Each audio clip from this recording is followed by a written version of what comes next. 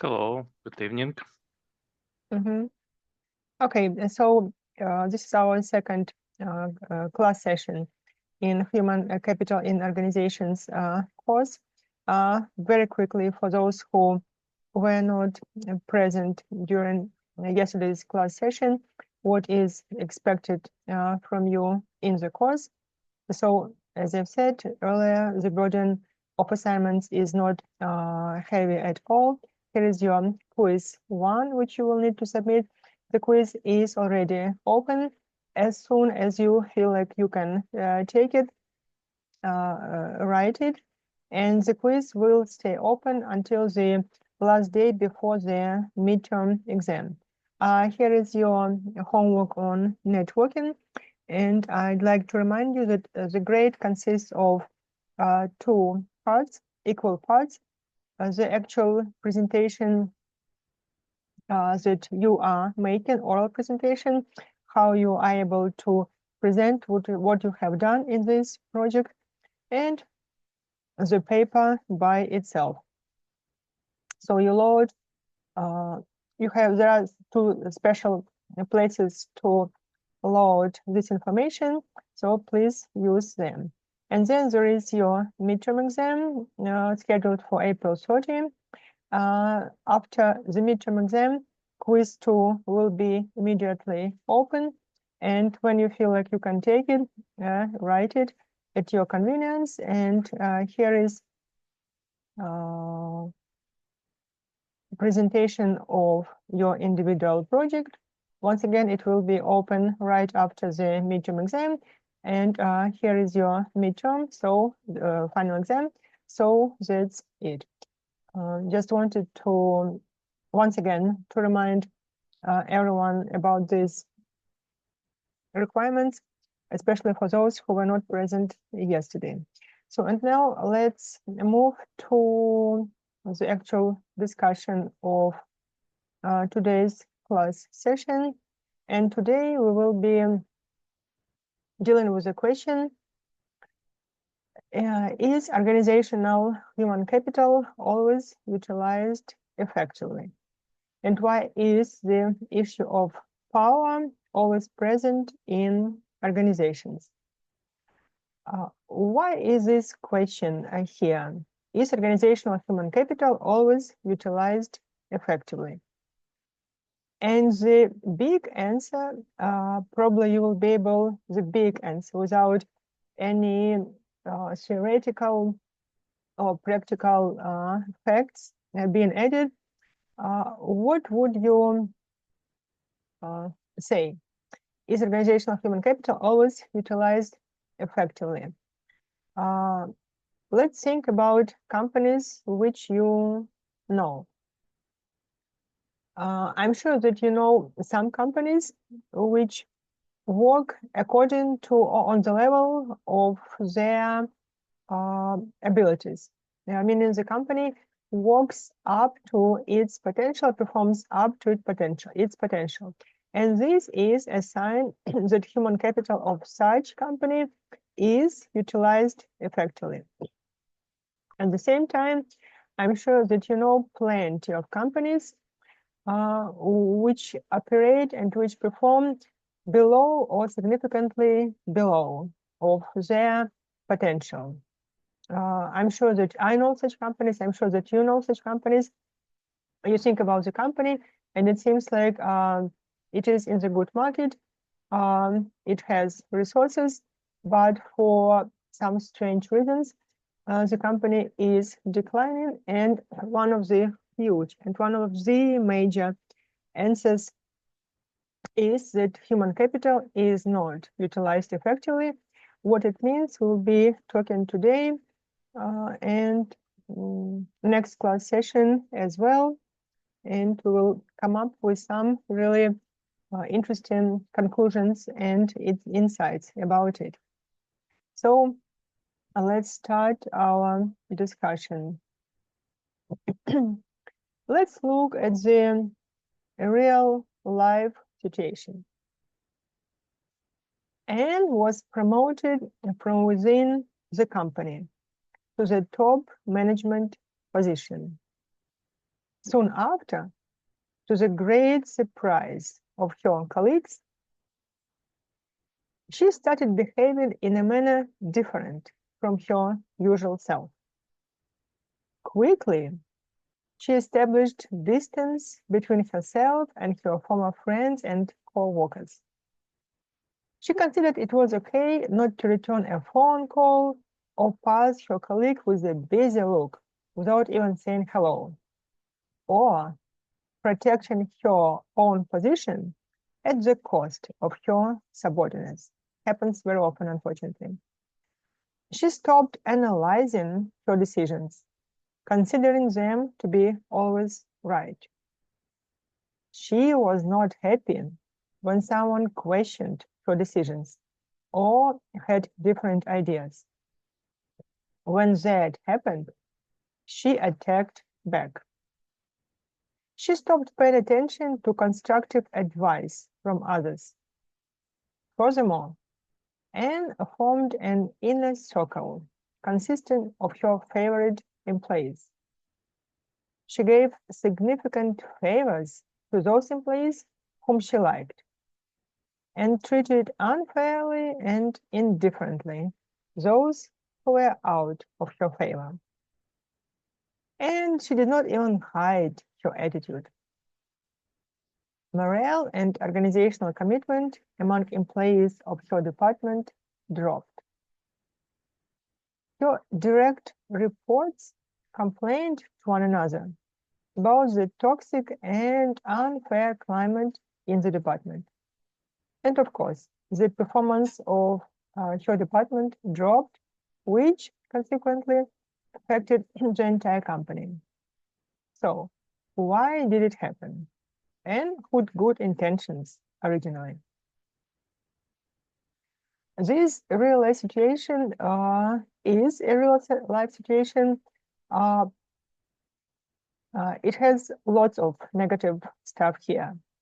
There are negative real life situations which look a little bit better, but the overall idea, the overall atmosphere seems similar.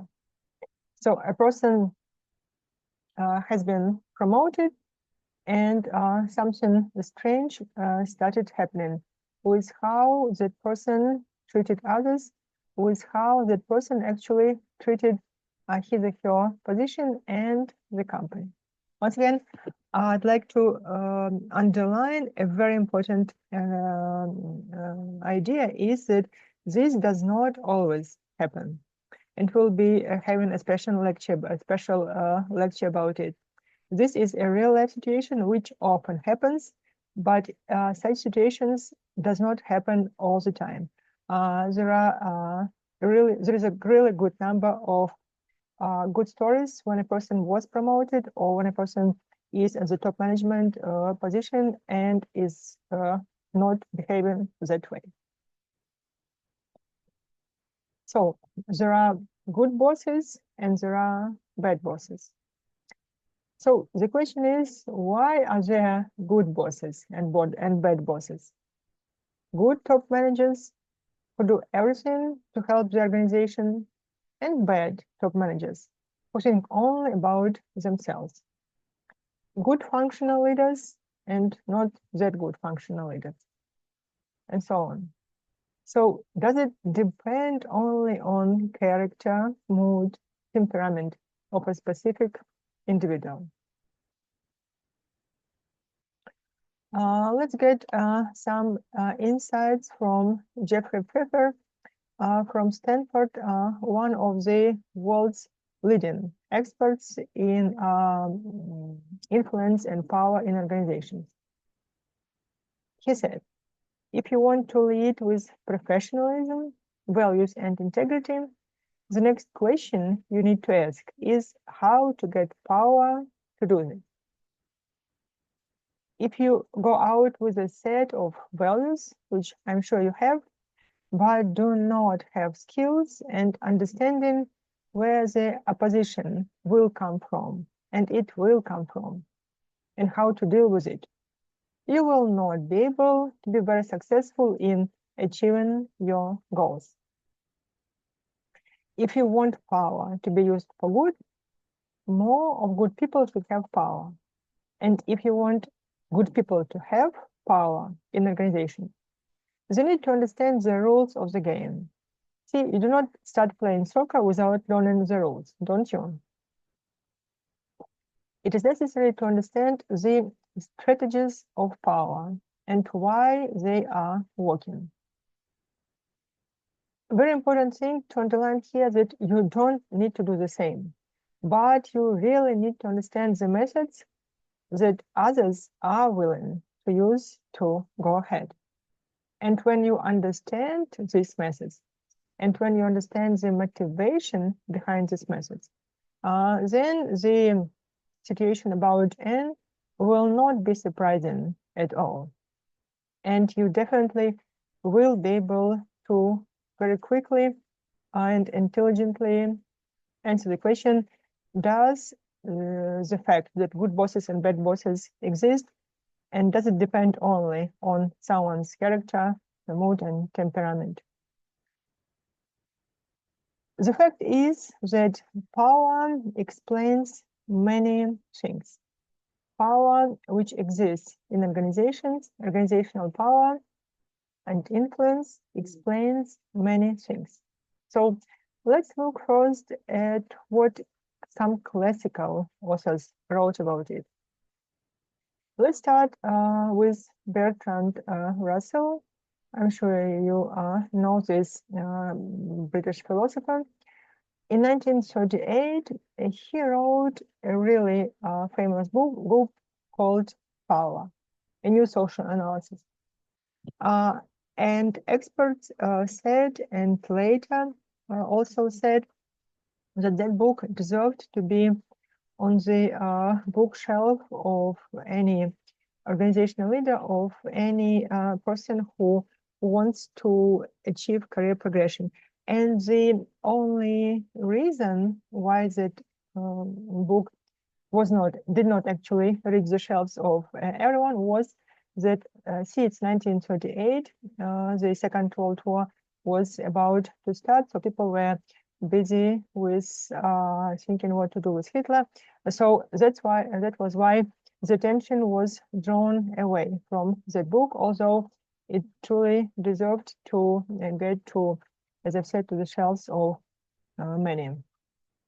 Then Rosabeth Cantor Morse, a well-known professor from Harvard, published a lot, really well-known person, a really great expert in power.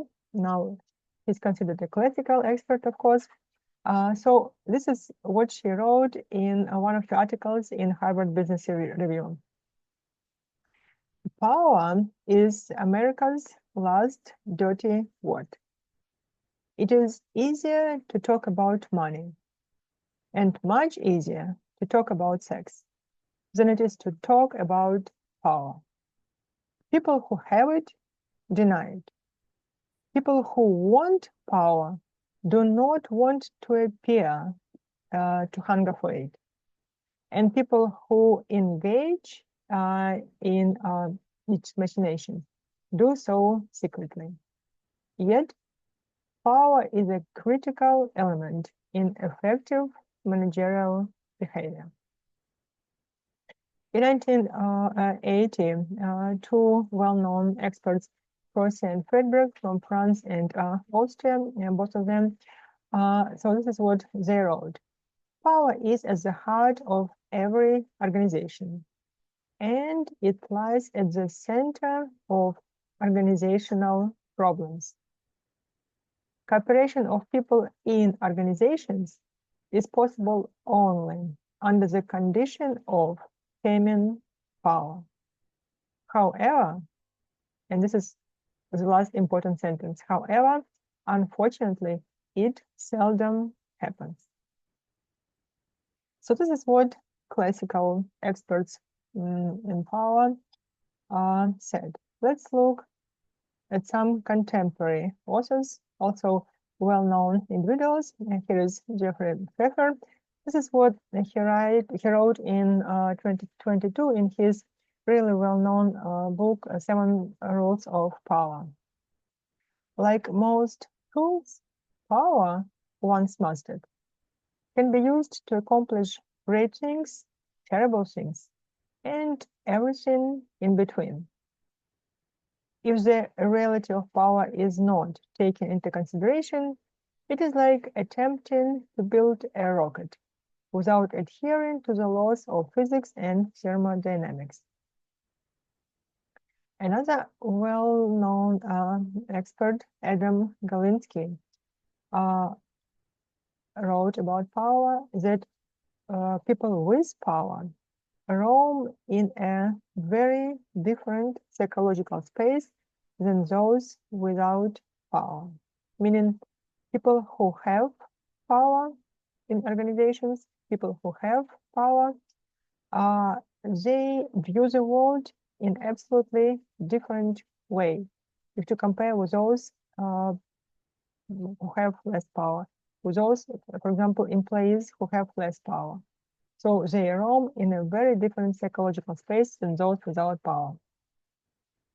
And here is Dacia Keltner. This is what he wrote in 2016. By the way, this is Jeffrey Pfeffer, this is Adam Galinsky, and this is Dacia Keltner. So this is what he wrote in his well-known article published in 2016. And please pay attention to this. It isn't just dictators or power-mad politicians, kings of high finance, who are vulnerable to abuses of power. The power paradox can undermine the social life of any of us at any moment. Whether we are at work, out with friends, in encounters with strangers, or even with our children, the very skills that enable us to gain respect and esteem can be corrupted when we are feeling powerful. And this is really a strong statement. So Professor Keltner underlines here that, you see, this question relates to everyone. Everyone really needs to pay attention to this. So it is not like dictators or some power-mad politicians who really can be affected by this issue of power. But any person, any decent and good person can get under the influence of power. The good news is that it does not always happen, and we will talk about it, but the reality is there. And another good statement is that power dynamics are the feature of human social life, underlying feature of human social life, meaning it exists, this issue exists everywhere. So the overall conclusion is that power issue concerns everyone, which means that when we are discussing our lecture, think about it from two perspectives: how it is applied to you, and how you can use this knowledge to understand your colleagues, your bosses, the bosses of your bosses. And this will definitely help you to understand what's going on in your company and why human capital is not always utilized effectively in companies. What is power? You see, power is about control. Power can be viewed in two ways: as having control of one's life and as having control over others' lives. Power is about control over resources. When we talk about power, we are talking at its core about control. Power involves control over resources, over outcomes for both oneself and others. Another good definition: power is a state in which a person has a disproportionate control over valued outcomes allowing the power holder to influence other people's thoughts, feelings, or behavior. An individual's capacity to influence others stemming in part from his or her control over resources, rewards, and punishment. Having the potential to influence others, an ability to get another person do something that he or she would not do otherwise. This ability is linked to the capacity to overcome the resistance of other individuals, of other people. So this is what power is about. Power is about control. It is control over resources disproportionately skewed toward the person in power. It is control over the outcomes of others, something that others want to get. It is also control of your own life and control of many factors that relate to other people. So this is what power is. There are two. We can add one more. The third one also, major paradigms of power. So let's quickly look at them so it will be more understandable. The first paradigm of power is controlling. Power is viewed as power over others. An individual who is in the position of power and who views his or her power from the controlling paradigm believes that there is a limited amount of power which exists in any relationship. Therefore, the more power A has, the less power is available for B. Due to the scarcity of power as a resource, power relations are intrinsically competitive. People use the power they have to increase their power. And the last factor in this belief is that people do not willfully share their power with others. So overall, if to sum it up, we can say that power involves differences in independency. When person A can control what happens to person B, for example, persons B receipt of reward or punishment at work more than the person B can control what happens to person A, the A is said to have control over B, and A is also less dependent on B to obtain what A wants. Feeling dependent on others is associated with having less power. And feeling independent from others is associated with having more power. So this is the controlling paradigm of power. There is another paradigm of power, and this is cooperation. What is this paradigm about? Cooperation, people with power, bosses, who hold this paradigm of cooperation, they believe that cooperation between higher and lower power persons, for example, leaders and subordinates, bosses and subordinates, is possible. But it is only possible under conditions of strong interdependence. It is like when people believe that they are swimming together in one boat. So if this boat sinks, so everyone will suffer, both bosses and subordinates.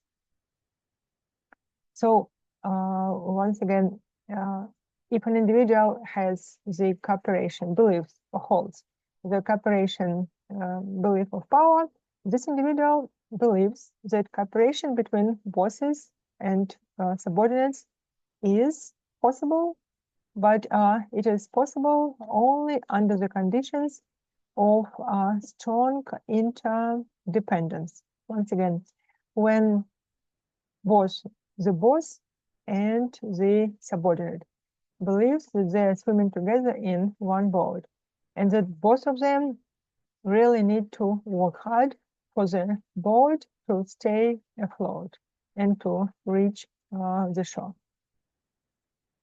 In this paradigm, power is viewed as an entity that can be harmoniously shared, and that it is not always competitive and coercive.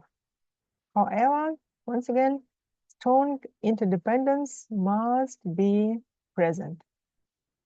A and B can willfully share power for their mutual benefit and for the benefit of their organization, but only under the condition that there is strong interdependence, that individuals believe that they are dependent on each other and that the company depends on both of them good work. So cooperative goals, when compared to competitive and independent goals, usually lead to more help, greater support, and more trusting and friendly relationships between bosses and subordinates. As you see, these two paradigms of power are very different. The controlling one is, aggressive.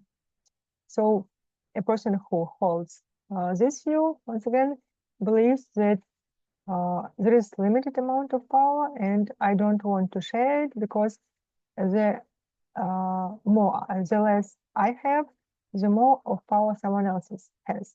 And if I give away some of my power, I will have less of it, someone else will have more of it. Such person also believes, once again, that the power is competitive, that it is necessary to fight to have it. And people who hold this paradigm, yes, they do not willfully share power. Those who hold the cooperation paradigm of power believe and strongly believe that power can be harmoniously shared, and they are willing to share their power with others, but there is a condition here that there must be a condition of strong interdependence.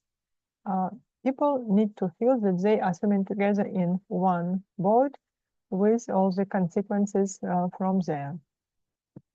And there is a critical theory paradigm, the third one, but these first two, they are the major ones.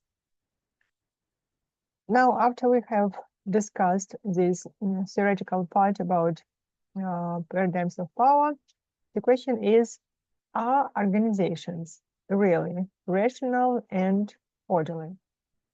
See, we really would like to think of organizations as rational and orderly, with decisions based on evidence, reason, and ethics. We really would like to think of organizations as focusing on efficiency and effectiveness. And we really would want to think that our bosses, top managers, CEOs, country managers, really think about the welfare, about the organization, about the benefits for the organization. So this is what we really would like to think. However, organizations are systems of power, where decisions are often shaped by tactics of power, designed to promote the interests of individuals or groups, and definitely which are not designed to promote the interests of the entire organization or employees in this organization. So once again, what I have said earlier in our lecture, it doesn't happen all the time. There are organizations when decisions are made rationally and orderly, there are organizations where decisions are made on ethics, evidence, and reason. When decisions are focused on efficiency and effectiveness, but many are not. Sometimes those with the best ideas win. So this is the statement. Sometimes those people, those in place who have the best ideas win. However, more often, and then we have the 3 dots here.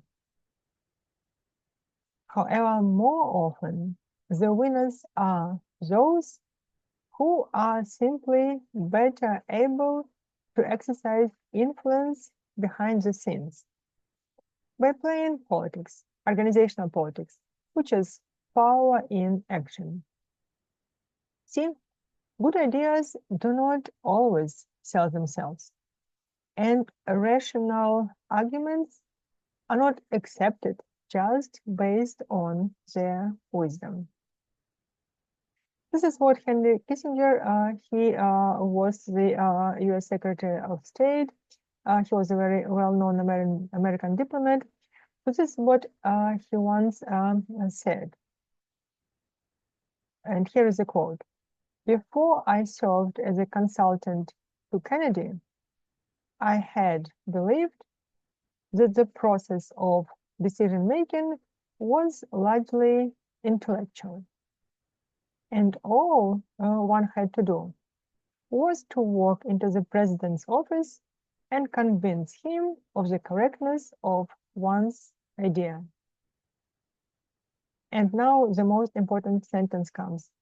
This perspective, I soon realized, is as dangerously immature as it is widely held. See?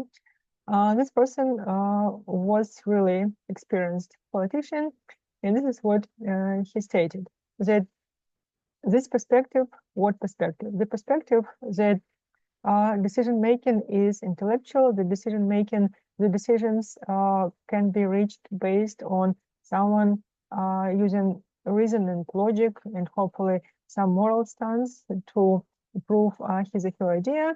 But as this diplomat wrote, this perspective is as dangerously immature as it is widely held, meaning many people believe it, but it is wrong. So often decisions in organizations are made by individuals guided only, who are guided only by their desire for power. And it is useless to look for reason, logic, or goal to help the organization succeed in such decisions. So you will be wasting your time if you try to find this in some decisions which are made in organizations.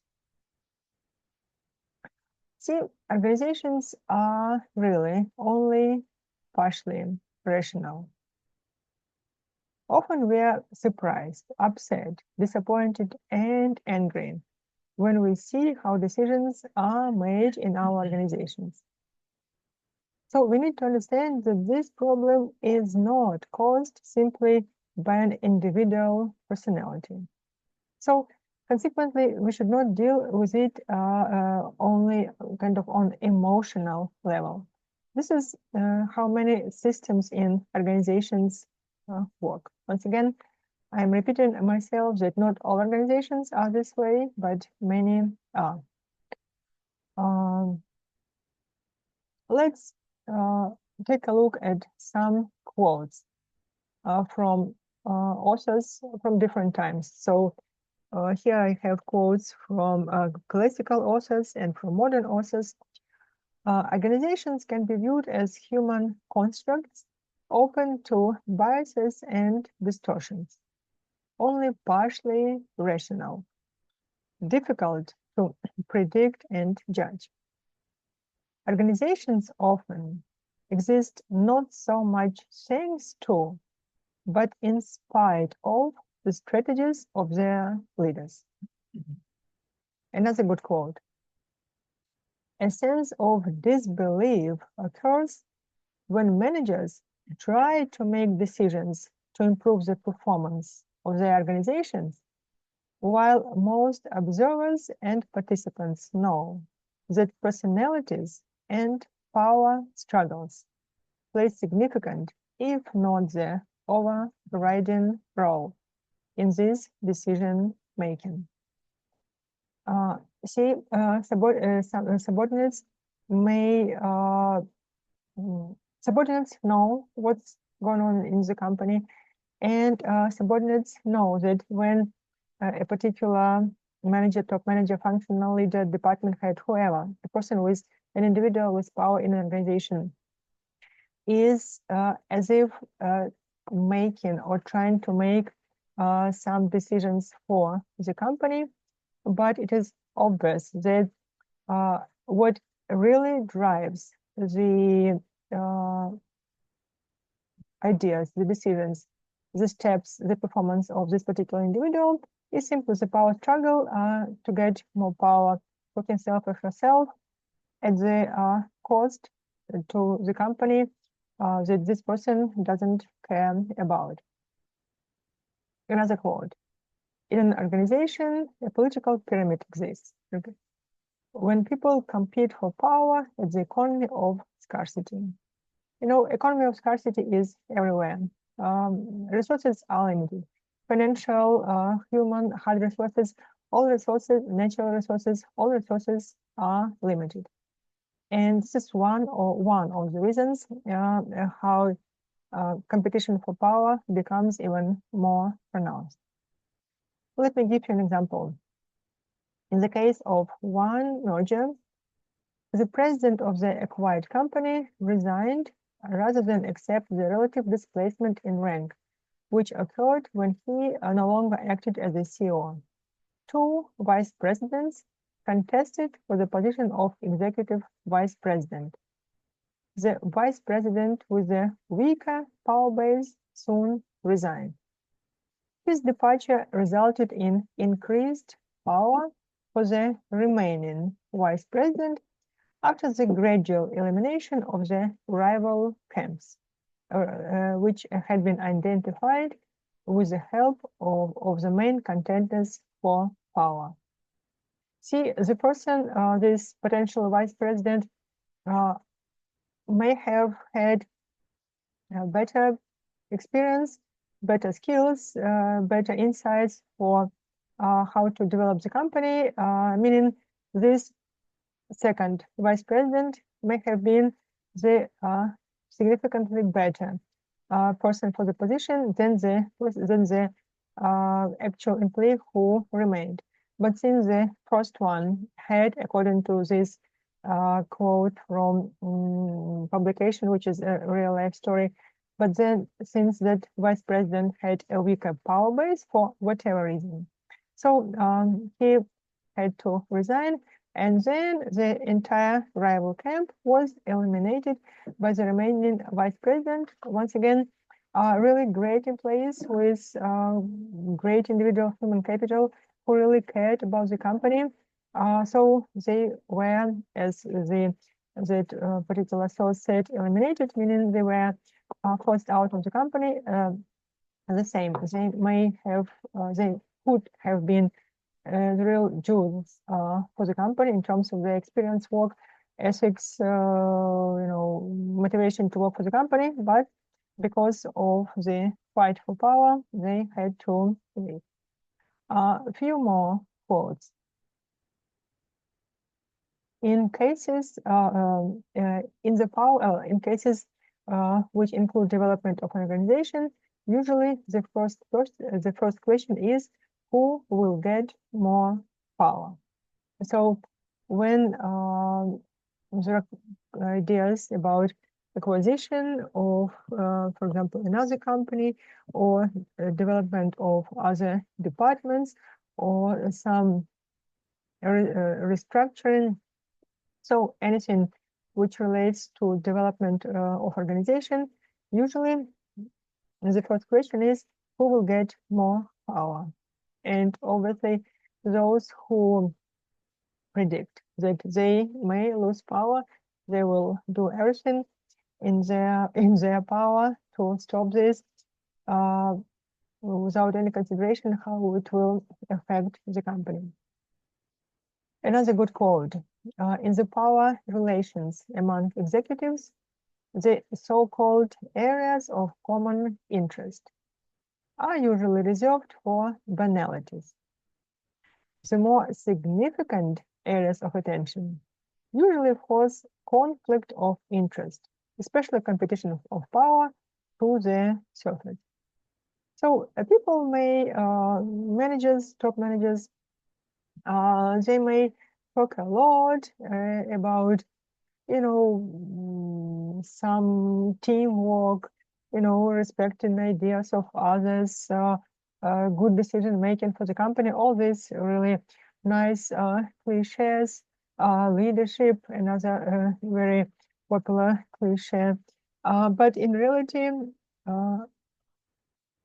the most important issues for them will stay underground, and then this fight will be guided once again by the question of power. For an organization to perform well, cooperative endeavor and commitment to common purposes are needed. What makes business less rational is the overriding importance of conflict of interest and power struggles. See, for an organization to perform well, once again, cooperation is needed. And this understanding, which I described earlier, that we are all together in one boat. If the boat sinks, then everyone will be negatively affected. But if someone in the company believes that he or she has, a special hidden little boat somewhere, then obviously this person will not think about the benefit for the company. At this situation, the issue of power will be number one for this person. Rational processes in organizations do not stand apart from human emotions and power struggles. I'm sure that you have had experiences when you were really wondering why was this particular decision made by the top management. It didn't make sense. It was obvious that the decision was harmful for the company, but human emotions, power struggles, often, as I have said, guide the decision makers. So once again, often we are surprised, upset, disappointed, and angry when we see how decisions are made in our organizations. We hope that they are made with the purpose of improving organizational effectiveness and welfare of employees. However, it is not often the case. And the reason is fight for power, which is often not visible and takes place in a hidden manner. And here is partially an answer to our question, is human capital in companies often utilized effectively? The answer is no. And this is what is happening. See, what is human capital? Human capital are people. People with their knowledge, people with their skills, people with their experiences, motivation, and so on and so on. So if these people with all their abilities to work well for the company, if they see that and they can do a great job for the company, but only if they're managed well, only if their human capital is utilized in a good and proper way. But if decisions in the company are guided with power struggle, by organizational politics struggle, then these employees, doesn't matter how great their human capital is, they definitely are not their human capital is definitely not utilized well, and they see this. And they start working less and less well than they used to do. Let's have an example. A multidivisional corporation found itself with a revolution on its hands. The president was sensitive to the opinions of a few outside board members, representing important stockholder interests. He was so concerned that he would be criticized by those board members that he demanded from vice presidents full information on their activities and complete loyalty to him. Over a period of years, he moved divisional chief executives to corporate headquarters so that he could assure himself of their loyalty. Other executives joined in to gratify the president's need for control and loyalty. The result of this collision, however, was to create a friction between headquarters and field operations. Some of the staff members in the field managed to inform the board members of the lack of attention to and understanding of the field problems.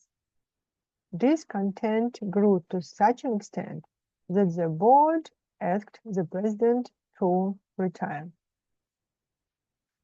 Subsequently, the new president, with the support of the board, decentralized authority and appointed new division heads who were to make the offices in divisional headquarters with full authority to manage their respective organizations.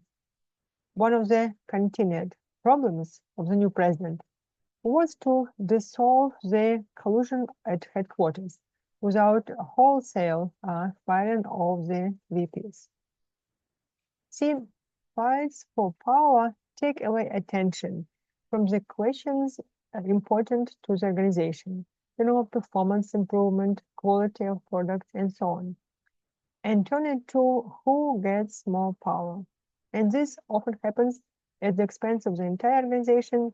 This often happens at the expense of utilizing the human capital of employees well.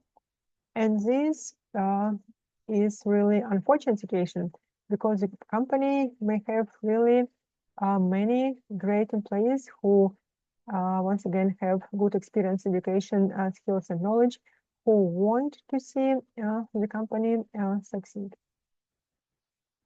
After we have said the number of negative things about power in organizations, after we have looked at a few real-life situations when power had been used not well, another important thing to remember is the following. Power is needed and is valuable. Please remember that, like most tools, power can be used to accomplish great things, terrible things, and everything in between. So power is needed, and power is valuable in organizations. See, power gives access to resources and information, and the ability to act quickly, which makes it possible to accomplish more. Power can mean efficacy and capacity, something managers need to move the organization toward its goals. The effectiveness that power brings evolves from two kinds of capacities: access to the resources, information, and support necessary to carry out a task, and two, ability to get cooperation in doing what is necessary. Managers need power to influence other people on whom they are dependent. See, in today's organizations, the effective performance of most managerial jobs require an individual to be skilled at the acquisition and use of power. And many managers perform below their potential simply because they do not fully understand the dynamics of power and do not have the skill to acquire and use power. So once again, power is needed in organizations. Power is valuable in organizations. Power allows an individual to be able to accomplish more. As organizations are very complex, it is difficult, almost impossible, for managers to achieve their goals either independently or by the use of formal authority alone. So managers need power to influence other people on whom they are dependent and others as well. So when managers are in powerful positions, it is easier for them to accomplish more. And this is the rule. Because the instruments are there, the tools are there, the resources are there, thanks to the position of power. People who have power are likely to be motivated, and their activities are more likely to be on the target and get them success. Such individuals can flexibly interpret or shape policy to meet the needs of particular areas, situations, or sudden environmental shifts. They have the cooperation that power often brings. At such situations, subordinates' talents are resources rather than threats. And this is true. It is impossible to achieve a lot without power in organizations, and those managers who have power, who are in the powerful positions, they can accomplish more. Once again, they have control over resources, and they are motivated to use these resources. Thanks to this, their activities are on the target. They can flexibly interpret different policies. They can shape policies to meet the needs of the areas. They do not depend on someone else's telling them what to do. They can adequately deal with the emergent situations or sudden environmental shifts. And they get the cooperation which power often brings. So this is what can be accomplished thanks to positions of power. Let's take a look at some signs that a manager has power. To what extent a manager can intercede favorably on behalf of someone else in the organization, get a desirable placement for a talented subordinate, get approval for expenditures beyond the budget, get above average salary increases for subordinates, get items on the agenda at policy meetings, get fast access to top decision makers, get regular, frequent access to top decision makers, get early information about decisions and policy shifts. So these are all, this is not the exhaustive list, but this is a good list of signs that a manager has power. So think about yourself. Can you boast of having all of these signs or some of these signs? Once again, these are all strong, good signs that a manager in an organization has organizational power. When we talk about managers, once again, the managers of any level in organization, why is it really important to have power? See, there are lots of dependencies of a manager's position. One of the distinguishing characteristics of a typical manager is how dependent they are on the activities of many other people to perform their job well. A manager can be dependent on, in varying degrees, on superiors, subordinates, peers in other parts of organizations, the subordinates of peers, customers, competitors, and many others. And these dependency relations are an inherent part of a managerial job because of two organizational facts of life: division of labor and limited resources. And we mentioned limited resources earlier today. Managers depend on many other departments for information, staff services, and cooperation in general. Because of limited resources, managers are also dependent on their external environment for support. Without some minimal cooperation from suppliers, customers, etc., managers cannot achieve their objectives. And managers often find themselves dependent on many people and things whom they do not directly control for cooperation. And this is a key to one of the biggest frustrations that managers feel at their jobs, and even in the top ones. So it's not only the lower level managers, the middle managers who experience this, but also the top management positions also are faced with the same problem. Let's take a look at an example, which is another real-life situation.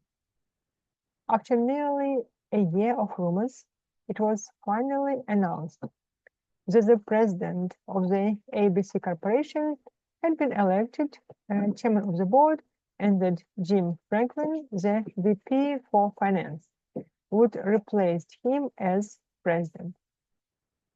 While everyone at the ABC Corporation was aware that a shift would take place soon, it was not at all clear before the announcement who would be the next president. And most people had guessed it would be Phil Cook, the marketing VP.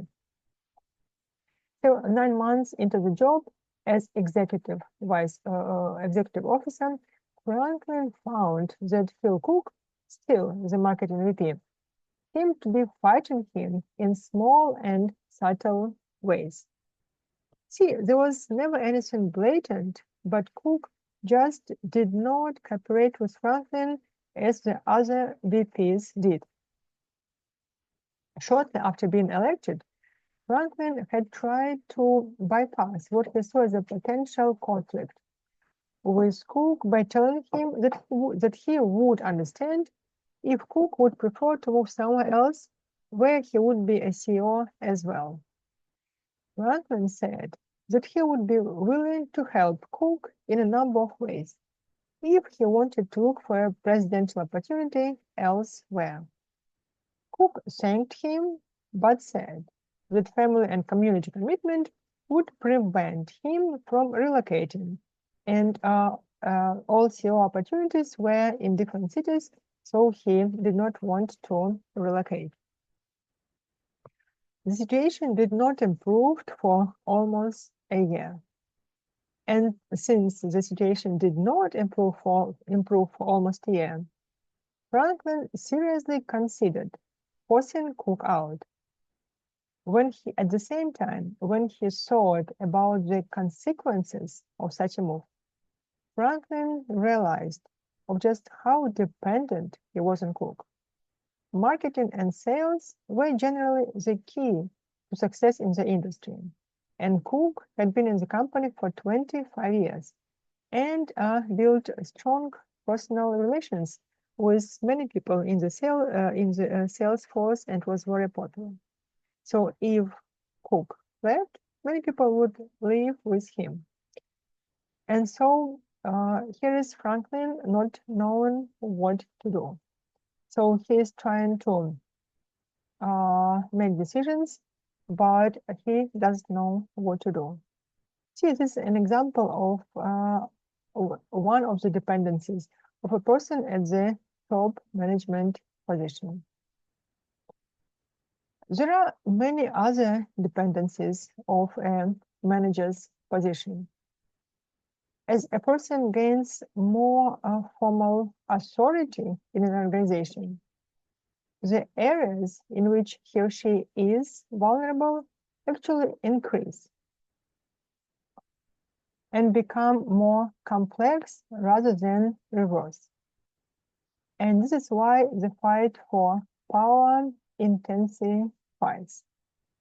And to be able to plan, organize, budget, control, managers need some control over the people on whom they are dependent. So these are all so many dependencies on people with power. Let's stop here and let's have a 5 minutes break, and we will resume in 5 minutes. So please be back in 5 minutes, okay? Sure.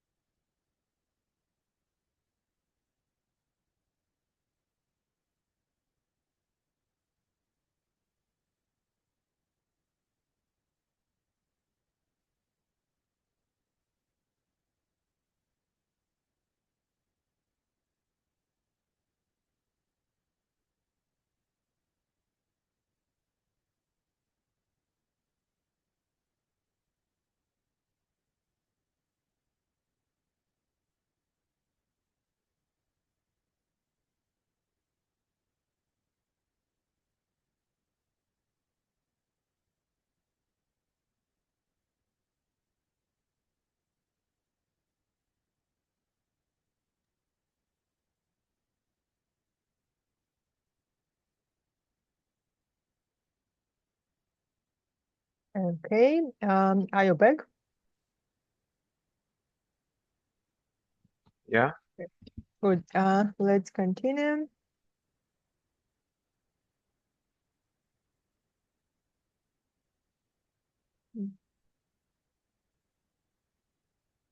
So as we are talking about why power is especially needed for those at the managerial positions, once again, being a line manager, middle manager, top manager, we need to always mention dependency. See, as a person gains more formal authority in an organization, the areas in which he or she is vulnerable actually increase and become more complex rather than reverse.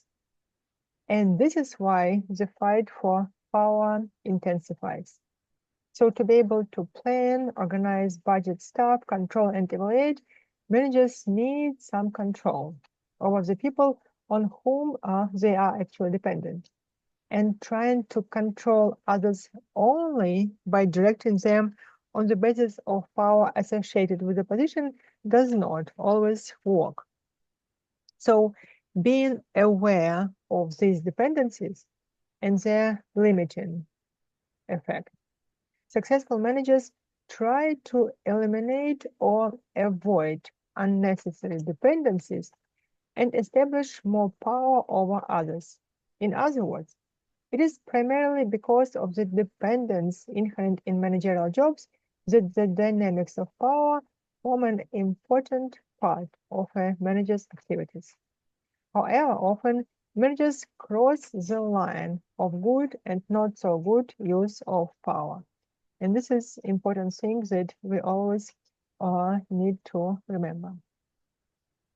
See, power struggles are less obvious in small organizations. For example, this manager is an HRVP in a small company. He is dependent only on his immediate subordinates, his peers, and his boss. He has to depend on his subordinates to do their job appropriately, but if necessary, he can fill in for any of them or find someone else to replace them easily. He also has considerable formal authority over them. He is moderately dependent on the other four VPs in the company for information and cooperation, and they are likewise dependent on him.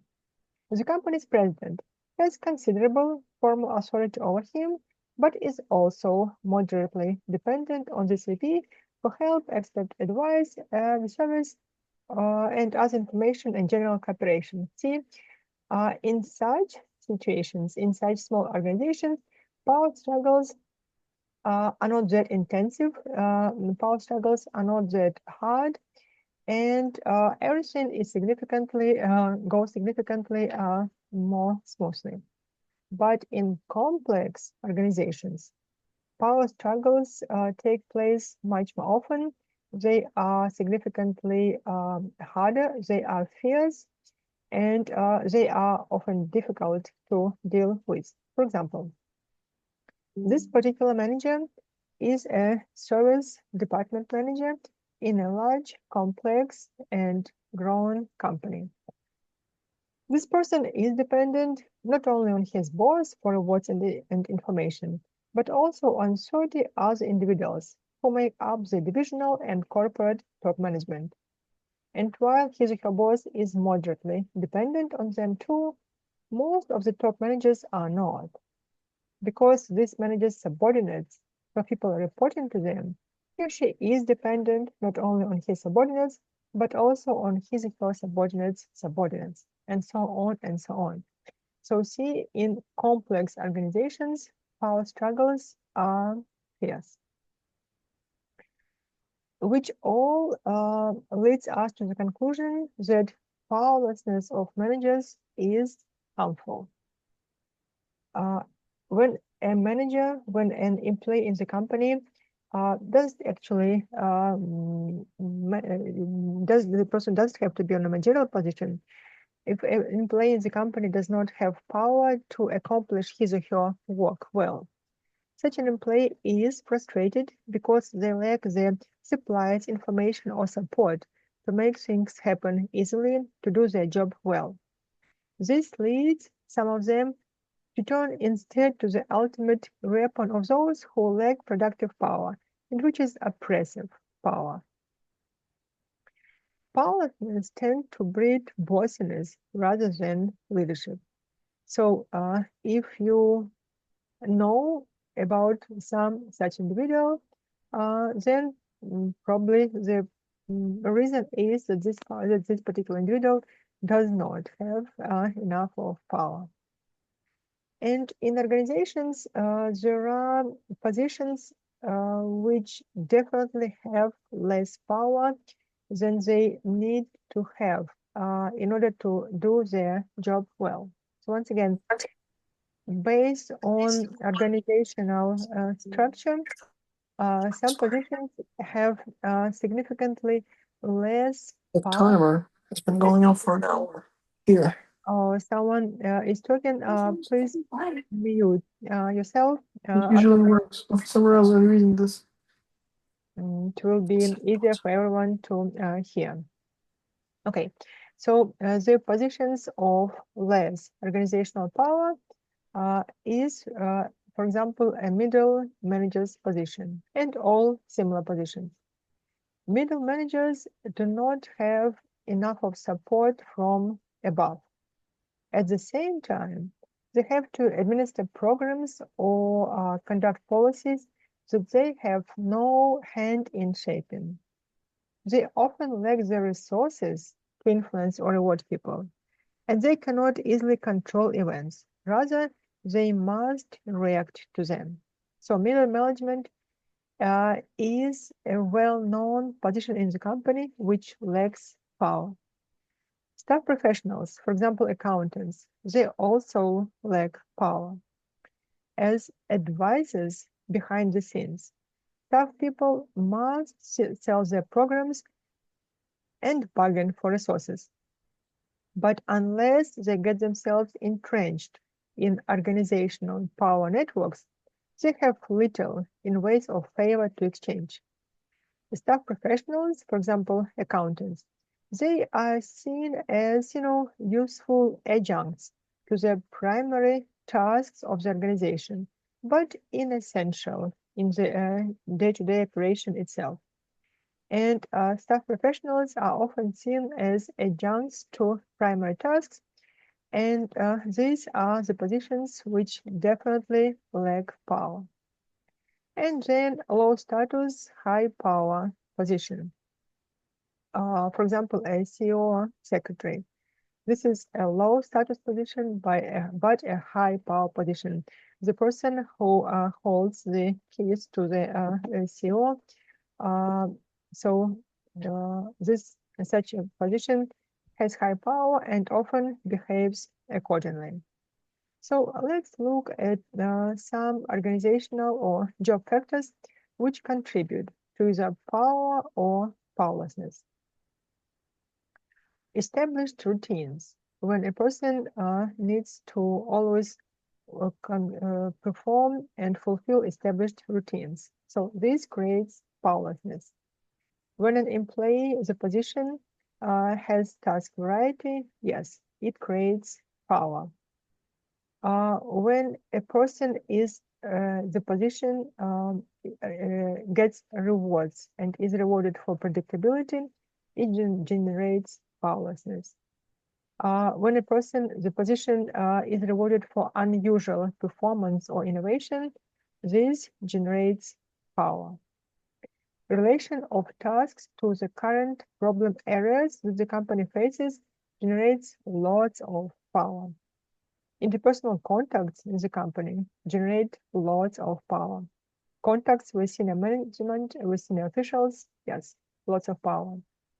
Participation in programs, conferences, meetings, yes, networking and power. Participation in problem-solving task force generates lots of power. Access to information, obviously, lots of power. So I'd like you to pay attention to this last slide, what generates power and what generates powerlessness. So analyze your work, your position which you have currently, and analyze it from the standpoint from this last slide. Whether you have more factors which generate power or more factors which generate powerlessness. And please remember that what we were saying today, power is necessary in organization. If you want to achieve your goals in the company, you need to have power, you need to have influence. At the same time, as we were talking today, very many, it often happens that decisions are made not effectively, which negatively affects human capital in a company.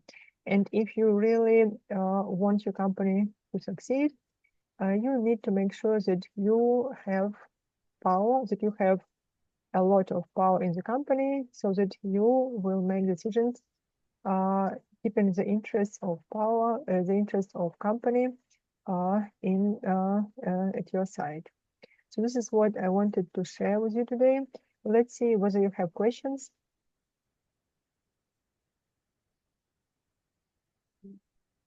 Okay. Oh, not really. If there are no questions, so for next class session, just look at all the resources which I loaded for this class session. I loaded a couple of really good articles, a video, just study this, and you will be well ready for our next class session. And now I wish you to have a good and safe evening, and goodbye. We'll see each other next week. Bye. Goodbye. Yeah, bye bye.